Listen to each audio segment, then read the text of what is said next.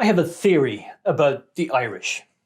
I mean, I have a lot of theories about the Irish, but this particular theory I think holds up pretty well, based on personal experience, some data, and some historical evidence. My proposition for you is that the Irish are predisposed to helping others in need because of a particular unique set of experiences baked into our collective cultural DNA. So first off, let's get that data out of the way. The World Giving Index assesses three aspects of giving behaviour: helping a stranger, donating money, and volunteering time. The most recent 10-year aggregated global ranking of nations puts Ireland at number 5. That's just Ireland Irish, which for the purposes of that particular survey amounted to just under 5 million people. But there are as many as 800,000 Irish-born people living abroad, an estimated 3 million Irish passport holders resident outside of Ireland, and well over 50 million people around the world who claim Irish ancestry. A large percentage of that latter category live here in the United States, which, by the way, comes in at number 1 on the list of generous nations.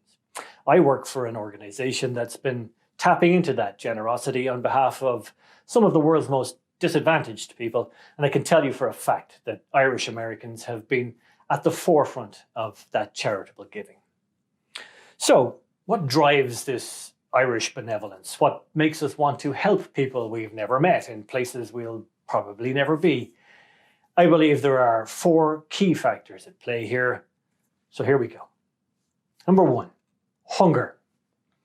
As many as 1 million Irish people died of hunger, and 1 million more emigrated in the years following the catastrophic failure of successive potato harvests in the 1840s. Those numbers are pretty staggering given the size of the Irish population at the time, and this has undoubtedly left a lasting imprint on the collective Irish consciousness.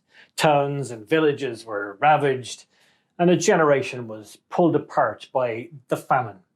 Invariably, it was the poorest who suffered the most, and they generally lived in the remotest rural parts of the country. Nearly 150 years later, we would once again witness the devastating effects of famine, this time via TV images beamed into Irish homes around the world from remote rural communities in places like Biafra, Ethiopia, and Somalia. The response was amazing, and time and again, the Irish led the way. Even in the midst of a brutal economic crisis, the biggest per capita givers to 1985's Live Aid benefit concert were the Irish. And that track record continues to this day.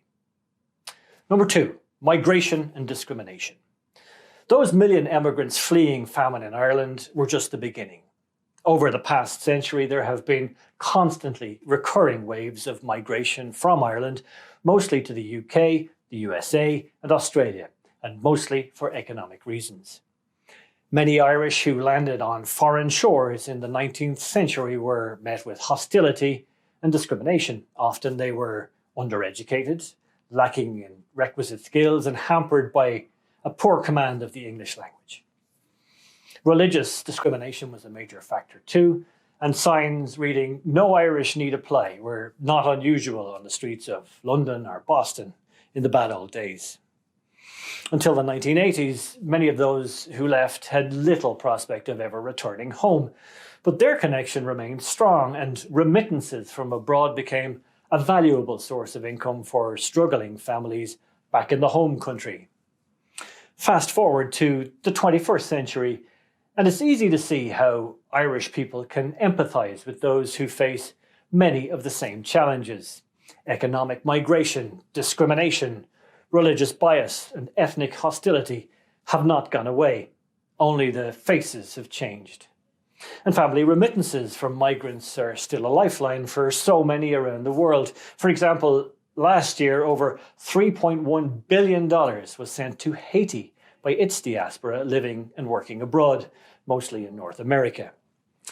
So, the Irish know what it's like to be down on their luck, unwanted, and far from home. Bono, who's almost as well known for his activism as his music, said these words at a concern event here in New York a couple of years ago. We were the stranger, we were the invading hordes, we were the cockroaches, and we haven't forgotten. Number 3, the not so distant past.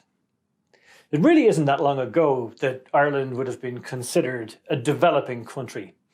Like many of the nations today in receipt of foreign aid, the Irish emerged from colonisation in an impoverished state. That post-independence poverty lingered for many decades. Infrastructure outside of the cities was limited.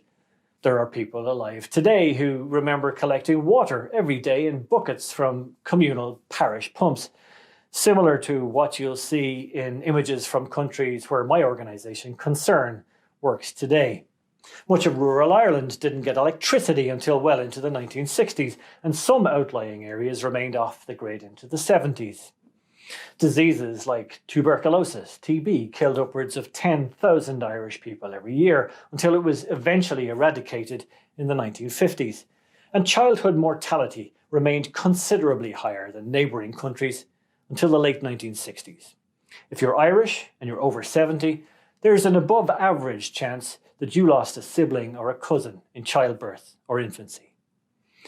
All of this underscores the point that as a nation and as a people, the Irish are closer than most in the developed world to understanding through recent experience the problems facing people in rural areas of countries like Malawi, Bangladesh, and Afghanistan.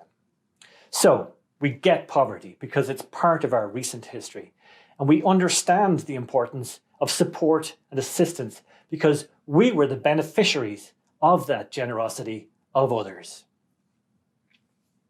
Number 4, attitude probably best describes it. I think it's fair to say that the Irish have developed a scrappy, can-do, no-nonsense reputation, and one also of service to others. And despite all of the aforementioned obstacles and challenges, Irish people have gone on to have an oversized influence on the world at large, be it culture, sport, public service, or business. And that includes the business of helping others. Irish missionaries tasked with spreading the Catholic faith to the continent of Africa in the mid-20th century pretty soon realized that there was a much more important job to be done. Priests and nuns rolled up their sleeves, they built schools and clinics, and they got down to the business of helping people improve their everyday lives.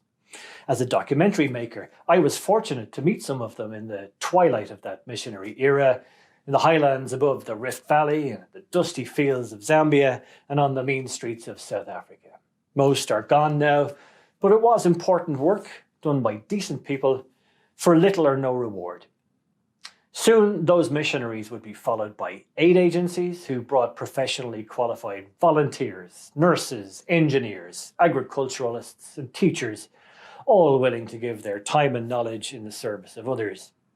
The volunteers are all gone now too, replaced by organised, systematic, programmatic professionals operating to the highest standards of transparency, accountability, and all the things. But that sense of service, that compassion for others, that Irish can-do spirit remains strong and true to this day. And by the way, these days, almost none of the people working on the front lines of the fight against extreme poverty abroad are Irish. They're mostly local, which is exactly how it should be.